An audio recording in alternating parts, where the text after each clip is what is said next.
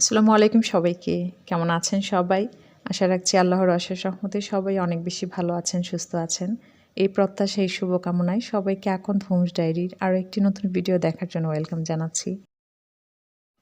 আজকে আপনাদের সাথে আমার সোমবারের ভিডিওটাই শেয়ার করছি। আজকের ভিডিওটা কিচেন থেকেই স্টার্ট করলাম। সকালবেলার মূল কাজ শুরুই হয় কিচেন থেকে। যেহেতু সোমবার দিন ছিল, ওই দিন তো আমার ভিডিও তো যেদিন ভিডিও দেই ওই দিন কিন্তু আসলে প্রায় সময়ই ভিডিওর কাজ থাকে। এমন না যে ১-২ দিন আগে থেকে ভিডিওটা রেডি করে রেখে দেওয়া সম্ভব হয়। তো আজকেও সেম।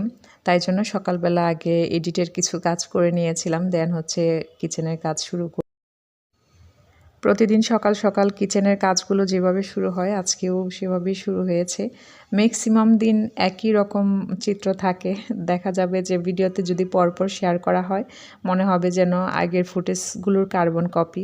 এমনটা অনেক সময় সবসময় চেষ্টা থাকে আগের দিন রাতে যেন কিচেনটা সুন্দর মতন ক্লিন করে তারপর ঘুমাতে যাই।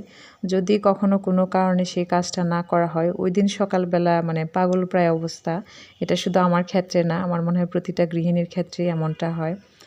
তো চেষ্টা করি এখন যে ঠান্ডা ওয়েদার চলছে এর মধ্যে যদি সকালে উঠে কিচেনে আগে ধোয়াধুয়ির কাজ করা লাগে সেটা মনে হয় নিজের জন্য অনেক বড় শাস্তির হয়ে যায়।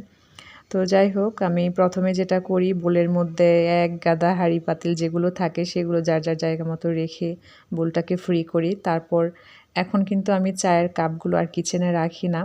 তো সেগুলো ক্যাবিনেট থেকে নিয়ে আবার যখন ধোয়ার পরে পানি ঝরে যায় আবার ক্যাবিনেটে রেখে দেই। শুধু ৪ কাপ না, কিচেনে ইউজ করি এমন ছোটোখাটো অনেক জিনিসই আমি এখন ক্যাবিনেটে রেখে দেই। এতে করে একটা সুবিধা হয়, আমি যখন এই যে বেশ কয়েকটা ব্লগে শুনছেন না যে বলছি বাইরে দৌড়াদৌড়ি করা বা এই যে গ্রামের বাড়ি যাওয়া, ছোটাছুটি করা। তো এই কাজগুলোর জন্য যখন চলে যাওয়া হয় ১-২ দিনের জন্য তখন কিন্তু কিচেনের সব কিছু একদম গুছিয়ে রেখে যেতে হয় না। মোটামুটি গুছালেই হয়ে যায়। তো যাই হোক, আজকেও আমার বাহিরে বেশ কিছু কাজ আছে যার কারণে আমি রান্নার কাজটা আগের দিন একটু এগিয়ে রেখেছিলাম। আগের ব্লগে যে দেখেছেন আমি ফুলকপির তরকারি রান্না করেছিলাম সেখান থেকে কিছুটা উঠিয়ে রেখেছিলাম।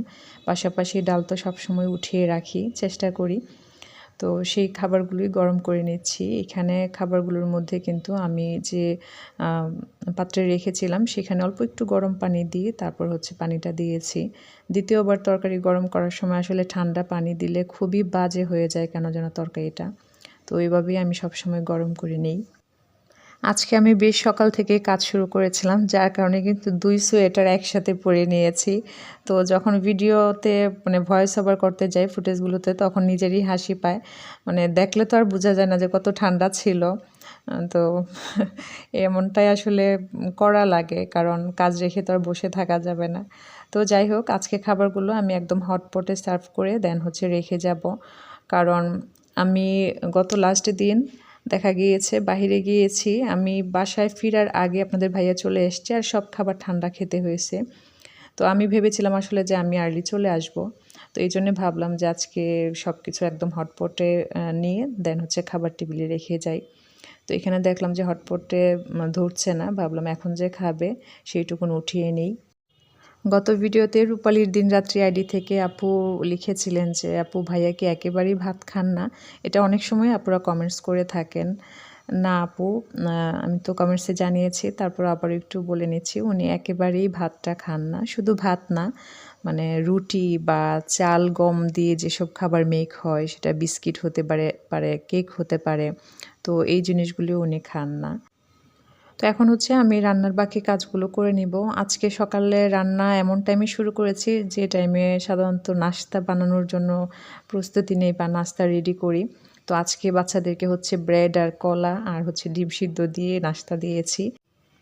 আর আগের দিন রাতে বলে রেখেছিলাম যে সকালবেলার নাশতায় আজকে ভাত খেতে হবে। তো চিকেনটা তো ওরা খুবই পছন্দ করে।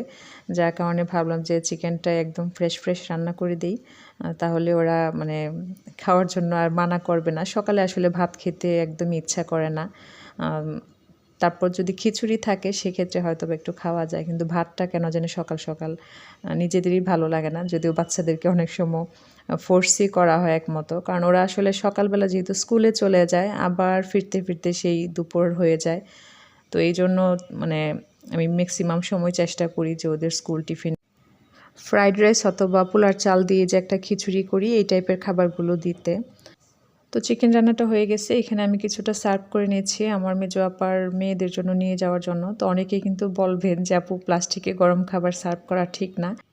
এটা কিন্তু আমরা আসলে কম বেশি সবাই জানি, আমিও জানি। তবে কিছু প্লাস্টিক আছে যেগুলো খুব মানে ভালো মানের হয়ে থাকে। টুকটাক সেইগুলোই ইউজ করি। আদারওয়াইজ দেখা যাচ্ছে প্লাস্টিকটা চেষ্টা করছি যেগুলো একেবারেই বাদ দেওয়া সম্ভব, বাদ দিয়ে দিতে। আস্তে, আস্তে প্লাস্টিকের ইউজ বা মেলামাইনের ইউজ একদম কমিয়ে নিয়ে আসছি। তো যাই হোক এখন যে ওদেরকে দিব মনে হচ্ছে যে এটাই বেস্ট অপশন, মানে জুল-টুল খুব একটা পড়বে না। তো এখানে হচ্ছে একটা জারে অল্প একটু ময়দা নিয়ে নিচ্ছি। কারণ মেজো আপা ওদের জন্য পরোটার একদম মানে সবকিছু রেডি করে দিয়েছে। ওরা জাস্ট বেলবে। তো বেলার জন্যই জাস্ট অল্প একটু ময়দা নেয়া। কারণ এইটুকুনের জন্য আলাদা করে প্যাকেট কিনতে হবে। তো মজার ঘটনা হলো আমি যখন ময়দার এই জারটা বের করি, আমার মেজো কন্যা ভেবেছে যে এটা হচ্ছে পাউডার দুধ। সে তো মহা খুশি। বাসায় ফিরতে যেহেতু একটু লেট হতে পারে, ভাবলাম যে রাতের জন্য একটা তরকারি রান্না করে রেখে দিই, তাহলে রাতের বেলা আর রান্নার ঝামেলা করা লাগবে না। তো এখানে হচ্ছে গলদা চিংড়ি ভুনা করব। তো আজকে গলদা চিংড়ি ভুনাটা খুবই ঝটপট করে নিচ্ছি। নর্মালি দেখা যায় অনেক সময় একটু হলুদ মরিচ দিয়ে আগে তেলে ভেজে নিই, তাহলে সুন্দর একটা কালার আসে। তো আজকে যেটা করেছি, পেঁয়াজটা তেলে ভেজে নিয়ে মশলাটা একদম শুকনা শুকনা যখন ভেজেছি, ওই পর্যায়ে চিংড়িটা দিয়ে বেশ অনেকটা সময় নিয়ে ভেজে নিয়েছি। তো দেন হচ্ছে আমি পানি অ্যাড করেছি, আর এখানে কিন্তু আমি গরম পানি অ্যাড করেছি।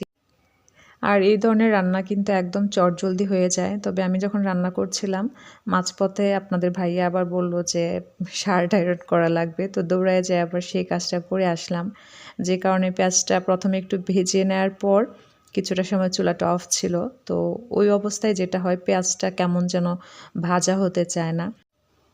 তো রান্নাটা যখন হয়ে এসছে ওই পর্যায়ে আমি কাঁচামরিচ ফেলে দিয়ে চুলাটা অফ করে দিয়ে চুলাটা অফ করার ২-৩ মিনিট পর্যন্ত আমি ঢাকনা দিয়ে একটু দমে রাখি, তাহলে আমার কাছে মনে হয় যে তরকারির কালারটা সুন্দর হয়। আর কাঁচামরিচটা আমি সবসময়ই নামানোর ঠিক আগ মুহূর্তে দিই, মানে যেন সবুজ থাকে, মানে কাঁচামরিচ দেওয়ার পরে আর খুব একটা জাল করা হয় না তরকারি। তো এদিকে অফ ক্যামেরায় আমি কিন্তু যা কিছু হয়েছিল সব কিছু ধুয়ে নিয়েছি। আর একটা জিনিস খেয়াল করলে দেখবেন ২ পদ রান্না করলেও যেরকম থালাবাটি ভরে, ৪ পদ রান্না করলেও একই।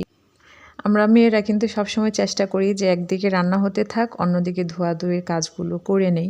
তারপরেও দেখবেন রান্না শেষে কিছু না কিছু থেকেই যায়। তো ওই ঝামেলা এড়ানোর জন্য কিন্তু আমি যখন রান্না করি চুলাটা সবসময় মুছে নেওয়ার চেষ্টা করি, যেন অ্যাটলিস্ট রান্না শেষে চুলা মানে ধোয়ার ঝামেলা না করা লাগে। তো সব কাজ শেষে জাহিনকে স্কুলে পাঠিয়ে আমি ফাউজিপুরিকে নিয়ে বের হয়েছিলাম। লাস্ট ভিডিওতে বলেছিলাম না যে ভয়েস ওভার করছি বোনের মেয়েদের কাছ থেকে, দেন হচ্ছে একটা কাজে বের হব। তো ওই সময়কারই পরের ফুটেজ। তো বাসায় ব্যাক করতে করতে প্রায় বিকেল ৪টার মতন বেজে গিয়েছিল। তো আসার পরপরই আপনাদের ভাইয়া চলে আসে, সাথে লোক ছিল। তো ওনাদেরকে অফ ক্যামেরায় আমি নাস্তা দিই। নাস্তা বলতে শুধু চাটুকুনি দেই। ওনারা বলছিলেন যে শুধু রং চা খাবেন। তো আপনাদের ভাইয়া সবসময় যেটা করে, যেই আসুক বাদাম, কলা, খেজুর এই ৩টা জিনিস অফার করে। তো বারবার বাদামের কথা বলতেছিল।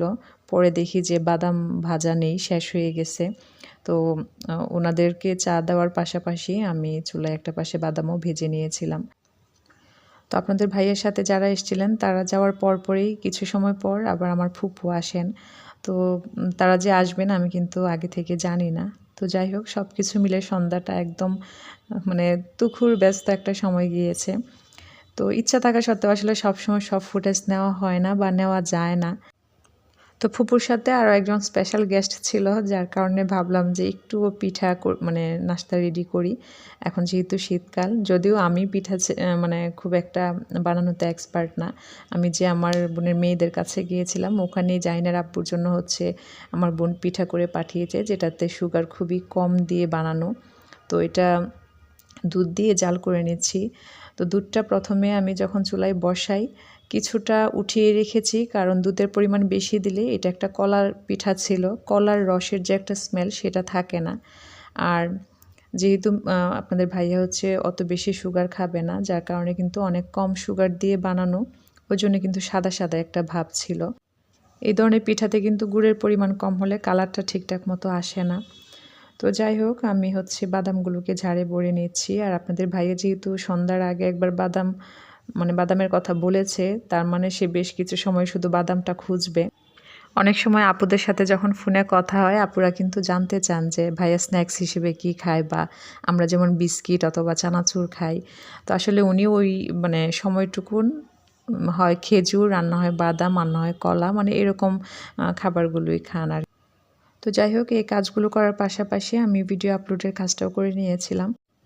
এই ফুটেজটা ছিল একদম রাতের খাবার দাবার শেষে। আমি নতুন শাড়ির ডিজাইন নিয়ে আসব, কিন্তু এই ডিজাইনটা কেন যেন খুব বেশি আমাকে আঁকড়ে ধরে আছে বলতে পারেন।